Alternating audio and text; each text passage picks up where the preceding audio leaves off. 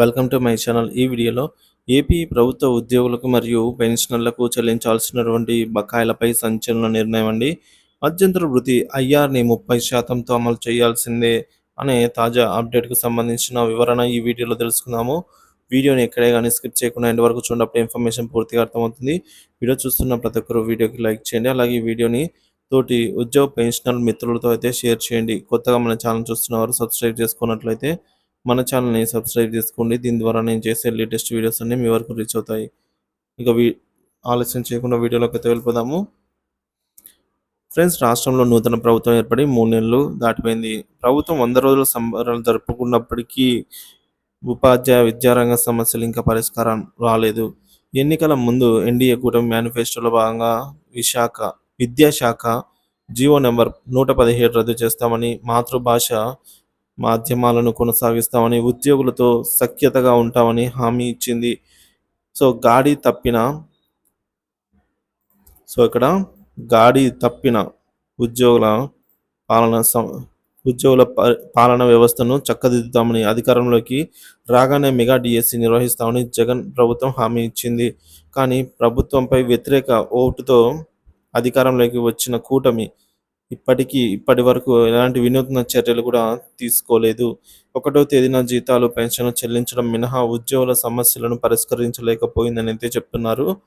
ప్రైవేటీకరణ నేపథ్యంలో రూపొందించిన జాతీయ విద్యా విధానం 2020ని విభేదిస్తూ విద్యారంగ సంస్కరణలు తీసుకురావటానికి ప్రభుత్వానికి ఎంత కష్టమో ఇప్పుడు అర్థమవుతోంది. దేశ ఫెడరల్ సంస్థకు భంగం కలిగించే సిబిఎస్ఈ సిలబస్లో సంస్కరణలు చేయడంతో ప్రభుత్వం ఏ నిర్ణయం తీసుకోలేకపోతోంది. రాష్ట్ర హక్కులకు, విద్యా హక్కు చట్టానికి వ్యతిరేకంగా కేంద్రం తీసుకున్న నిర్ణయాలను రాష్ట్రం వ్యతిరేకించలేకపోతోంది.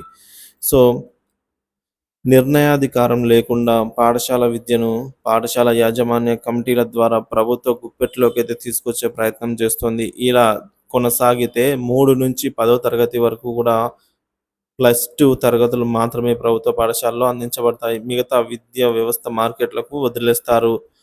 ఈ నేపథ్యంలో ప్రభుత్వ విద్యారంగానికి శాపంగా మారినటువంటి జీవో నెంబర్ 117ను తక్షణమే రద్దు చేయాలని, ఆంగ్ల భాష మాధ్యమంతో పాటుగా మాతృభాష మాధ్యమాలను కూడా కొనసాగించాలని డిమాండ్ అయితే చేస్తున్నారు. అలాగే సిపిఎస్, జిపిఎస్లను రద్దు చేసి ఓపీఎస్ పునరుద్ధరించాలని కూడా కోరుతున్నారు.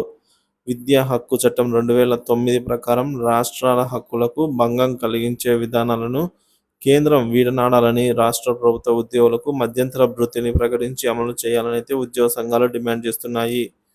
ఈ నెల 10న జరగబోయే కేబినెట్ సమావేశంలో ఈ సమస్యలపై చర్చించి కీలక నిర్ణయాలు తీసుకోవాలని ప్రభుత్వ ఉద్యోగులు ఆశిస్తున్నారు. దసరా కానుకగా అయిన పెండింగ్ డిఏ బకాయిలతో పాటు కొత్త పిఆర్సీని 30% మధ్యంతర వృద్ధి రేటుతో ప్రకటించాలని కూడా ఆశిస్తున్నారు. ఇది ఫ్రెండ్స్ ఇవాల్టి వీడియో. ఉద్యోగుల సమస్యలకు సంబంధించినటువంటి తాజా అప్డేట్ న్యూస్. దీనికి సంబంధించి ఎటువంటి అప్డేట్ వచ్చా మన ఛానల్ అందరికంటే ముందుగా పబ్లిష్ అయితే చేస్తాను. ఈ సమాచారం మీకు నచ్చినట్లయితే లైక్ చేయండి. మీ తోటి ఉద్యోగ మిత్రులతో అయితే షేర్ చేయండి. Thank you for watching this video.